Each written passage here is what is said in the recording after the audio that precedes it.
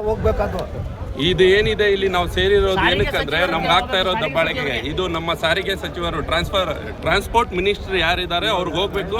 ದಯವಿಟ್ಟು ನೀವು ಇದನ್ನ ಕೇಳ್ಬಿಟ್ಟು ಇವಾಗ ಬಡಪಾಯಿ ಡ್ರೈವರ್ಗಳಿಗೆ ಏನು ಅನ್ಯಾಯ ಆಗ್ತಾ ಇದೆ ಅದಕ್ಕೋಸ್ಕರ ನ್ಯಾಯ ಕೊಡ್ಬೇಕಂತ ನಾವು ಸೇರಿರೋದು. ದಯವಿಟ್ಟು ನಿಮ್ಮ ಹತ್ರ ರಿಕ್ವೆಸ್ಟ್ ಮಾಡ್ತಾ ಇದ್ದೀರಿ ಸರ್. ನೋಡಿ, ನಾವು ಲೋಕಲ್ ಇಲ್ಲಿ ಇರೋರು ನಮಗೆ ಇಲ್ಲ ಇವಾಗ ದುಡಿಮೆ. ಅವನೇನ್ ಮಾಡ್ತಾ ಇದ್ದಾನೆ, ಆಚೆಯಿಂದ ಡ್ರೈವರ್ಗಳನ್ನ ಕರ್ಕೊಂಡ್ ಬಂದ್ಬಿಟ್ಟು ಅವ್ರಿಗೆ ಡ್ಯೂಟಿ ಕೊಡ್ತಾ ಇದ್ದಾರೆ. ಯಾಕೆ ಹೇಳಿ, ಅವರಲ್ಲಿ DL ಇರಲ್ಲ, ಯೂನಿಫಾರ್ಮ್ ಇರಲ್ಲ, ಕುಡುಕರು ಇರ್ತಾರೆ, ಎಲ್ಲ ಇರ್ತಾರೆ, ಭಾಷೆ ಬರಲ್ಲ. ಅವ್ರಿಗೆ ಅವನು ನೆಲೆ ಮಾಡ್ಕೊಡ್ತಾ ಇದ್ದಾನೆ. ಏನಕ್ಕೆ? ನಾವು ಇಲ್ಲಿರೋರು ಇಲ್ವಾ? ನಾವು ಓಡಿಸಲ್ವಾ? ನಾವು ಸರ್ವಿಸ್ ಕೊಡ್ತಾ ಇಲ್ವಾ? ಇಷ್ಟು ವರ್ಷಗಳಿಂದ ನಮ್ಮ ಗುಡ್ಸ್ ಡ್ರೈವರ್ಗಳು ಸರ್ವಿಸ್ಗಳನ್ನ ಕೊಟ್ಟಿಲ್ವಾ? ಮಾಡಿರೋದ್ರಿಂದನೇ ಅದ್ರ ಪ್ರತಿಫಲ ಹೋಗ್ಬಿಟ್ಟು ಅವನು ಅಷ್ಟು ಮೇಲೆ ಹೋಗಿ ಕುಂತಿರೋದು. ದಯವಿಟ್ಟು ನಾವು ನಮಗೇನಿದೆ ಕಮಿಷನ್ ಕಡಿಮೆ ಮಾಡಿ, ಆಮೇಲೆ ಕ್ಯಾನ್ಸಲೇಷನ್ ಮಾಡಿ, ಕ್ಯಾನ್ಸಲೇಷನ್ ಆಪ್ಷನ್ ನ ತೆಗೆದು ಬಿಡಿ. ಇದೆಲ್ಲ ಆಗಲ್ಲ ಅಂದ್ರೆ ಒಂದೇ ಮಾತು, ನಮಗೆ ಪೋರ್ಟ್ರೇ ಬೇಡ. ಗೌರ್ಮೆಂಟ್ ಇಂದ ಹೊಸ ಆ್ಯಪ್ ಬರಲಿ.